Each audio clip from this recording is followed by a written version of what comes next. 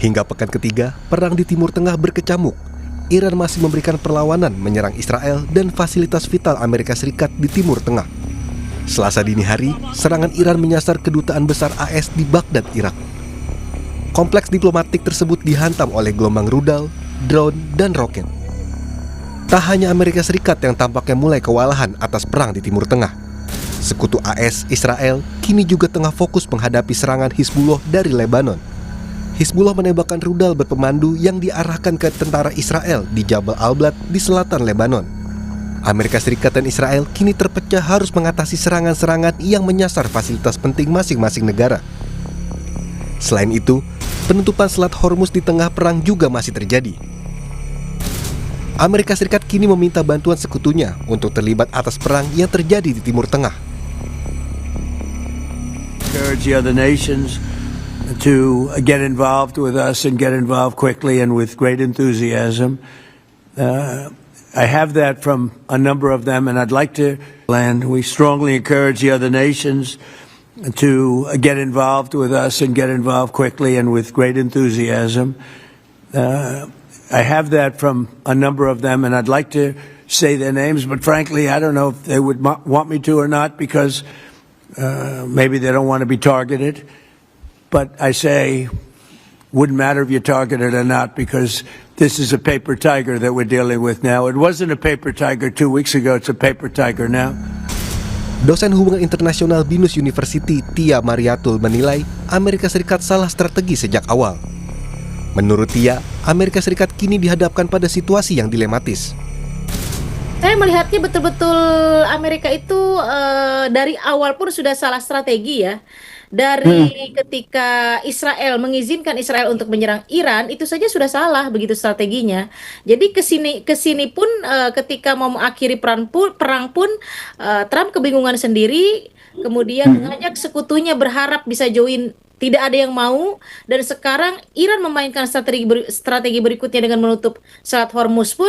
Trump mengajak yang lain supaya mengirimkan kapal untuk security atau atas nama keamanan ke Hormuz pun. Tidak ada yang mau juga, sampai harus call Cina pun, itu saya pikir Cina juga tidak akan mau begitu ya.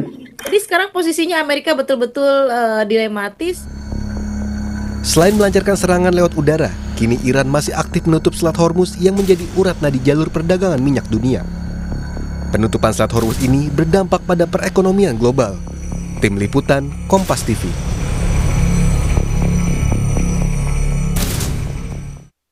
Sudah membahas soal AS Israel yang kini mulai terpecah fokus perlawanannya hingga Trump yang meminta bantuan sekutu di perang Timur Tengah. Kita sudah bersama dengan pengamat terorisme dan intelijen Ridwan Habib. Selamat malam, Mas Ridwan. Selamat malam, Mas Rahmat. Mas, yang Anda bisa baca saat ini, kondisi perang AS dan juga Iran itu bagaimana? Mengarah kemana saat ini? Ya, saat ini Amerika tampaknya makin kebingungan ya, karena baru saja kita mendapatkan informasi Joseph Kent atau National Counterterrorism Center Director atau Direktur Kontraterorismenya Amerika mengundurkan diri, Mas Rahmat. Baru saja kira-kira ya 15 menit, 20 menit sebelum kita live ini mengundurkan diri dan mengirimkan surat terbuka kepada Presiden Trump bahwa dia merasa Amerika akan kalah dalam perang melawan Iran. Artinya apa, Mas Ridwan?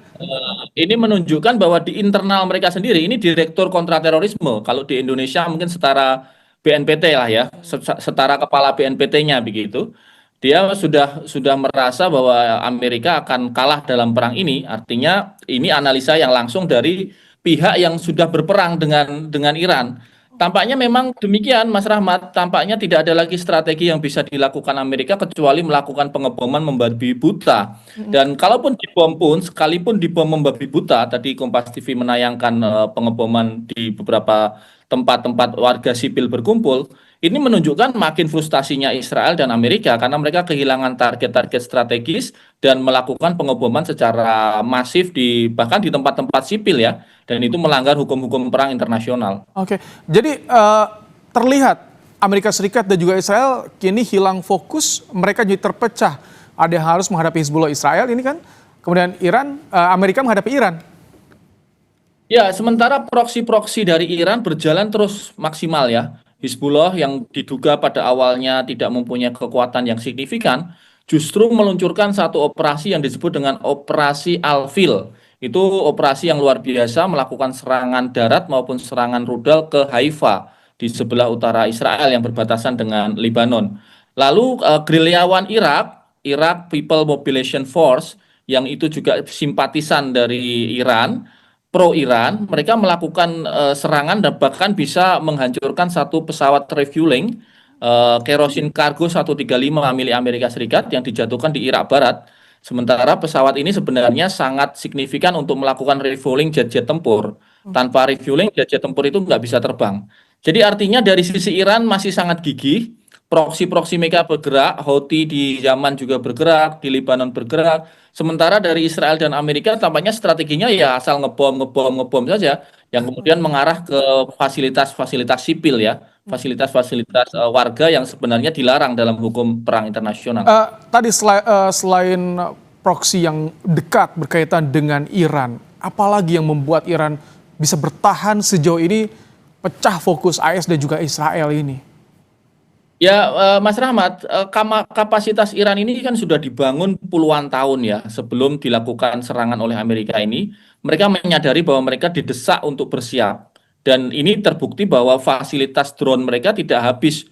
Walaupun hampir setiap hari ratusan jet tempur menyerbu, ternyata drone-nya juga masih ada yang terbang. Dan statistik drone-nya yang terbang juga tidak menurun drastis ternyata. Dalam kapasitas sehari sekitar 100 drone itu sudah sangat signifikan. Dan kemudian mereka juga bahkan mulai meluncurkan rudal-rudal baru ya, rudal balistik terbaru misalnya Sijil. Sijil ini multi warhead, dia begitu meledak di udara, dia akan keluar beberapa rudal-rudal kecil begitu, disperse, kemudian mentarget dengan akurasi di bawah 100 meter dari target. Jadi ini sangat presisi, sangat presisi. Dan kecepatannya sekitar 13 Mach atau 13 kecepatan suara. 13 kecepatan suara itu sekitar 30.000 km per jam.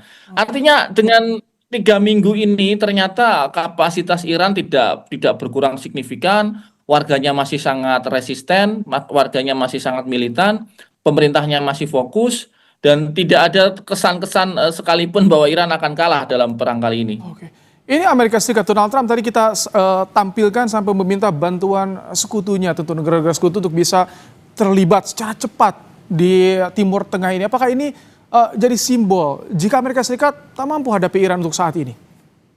Ya, sementara ini sebenarnya bukan tidak mampu, tetapi mereka kebingungan karena analisa mereka terkait dengan ideologi Irannya salah.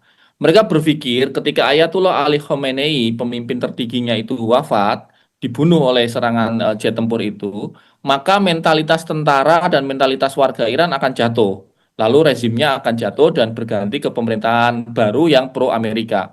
Tapi kan dugaan ini ternyata salah, karena walaupun misalnya Ali Ayatullah Khomeini wafat itu ternyata tidak menyurutkan semangat rakyat, tentaranya masih gigih, menhannya dibunuh muncul lagi penggantinya, penggantinya dibunuh muncul lagi penggantinya, kemudian kolonel-kolonelnya juga dengan sangat gagah berani jumpa pers dengan kantor media mereka ya, bahkan jumpa pers dengan bahasa Inggris ya, untuk menyindir Trump bahwa Trump itu cukup dihadapi level kolonel untuk Iran begitu. Jadi ini memang luar biasa saya kira pertarungan kubu Iran yang sampai hari ini masih sangat gigih. Sampai kapan, Mas Ridwan, ini kalau Anda melihat dengan kondisi yang terjadi saat ini, sampai kapan perang akan berakhir? Ya, sekarang Israel ini kan tampaknya mulai frustasi dengan tidak mau bergabungnya negara-negara Teluk melakukan serangan ya. Mereka kan berharap negara-negara Teluk itu ikut membantu Israel dan Amerika menekan Iran. Tetapi kan sebaliknya, negara-negara Teluk ini justru mereka menahan diri, bahkan para pengusaha-pengusaha besarnya itu menahan investasinya ke Amerika Serikat. Dan ini menakutkan sekali buat ekonomi Amerika, karena mereka sangat berharap dari investasi dari Timur Tengah. Tampaknya memang kalau pertanyaan Mas Rahmat Ibrahim tadi sampai kapan, Iran ini kan menunggu perang darat terjadi. Ini yang disampaikan oleh Menteri Luar Negerinya, Araghchi, di dalam wawancara media internasional. Dia mengatakan Iran siap menunggu tentara Israel dan tentara Amerika masuk ke Iran untuk perang darat.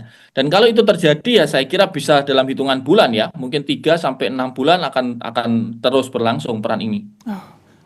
Mas Ridwan, mengapa negara sekutu yang tidak ingin langsung membantu, tidak menanggapi bantuan dari permintaan bantuan dari Donald Trump? Ya, Donald Trump meminta ada bantuan untuk membuka Selat Hormuz, tetapi ternyata pada faktanya mayoritas dari negara-negara besar dunia itu menolak. Termasuk juga bahkan Inggris sekalipun dia menolak mengirimkan kapal perangnya. Australia menolak. Beberapa negara yang lain, apalagi negara-negara Eropa ya, memikirkan keselamatan negara mereka masing-masing. Jadi saya kira memang karakteristik Trump yang dianggap terlalu arogan, mendikte kepentingan internasional, ini yang kemudian membuat negara-negara itu tampaknya menahan diri, Mas Rahmat. Termasuk juga mereka memikirkan keselamatannya, keselamatan tentaranya dan awak kapal perang mereka sendiri. Dan ini kan memang Iran ini kan memang mati-matian ya menjaga Selat Hormuz. Dia menyiapkan banyak sekali perahu-perahu kecil, kapal-kapal patroli kecil yang siap menghadang siapapun yang nekat menerobos tanpa izin mereka. Baik, jadi artinya walaupun ada ancaman dari Trump, ada sindiran dari Trump soal bagaimana porsi mereka menggunakan minyak dari Timur Tengah, ini tidak akan mengubah mereka untuk tetap belum membantu Amerika. Ya, sampai hari ini kan nyatanya belum ada dukungan konkret ya. Bahkan beberapa pihak justru menyalahkan Trump ya, karena justru karena Trump lah mereka kesulitan sumber daya minyak. Dan tampaknya kalau ini terus-menerus tidak ada perubahan dari sisi sikap politik internasional negara-negara itu, ya Israel dan Amerika akan terkucilkan sendiri dan Iran makin lama makin mendapatkan support dari negara-negara di kawasan Timur Tengah maupun di kawasan Eropa, bahkan Asia Pasifik. Baik, terima kasih Mas Ridwan Habib untuk pandangannya di program Kompas Malam hari ini, pengamat terorisme dan intelijen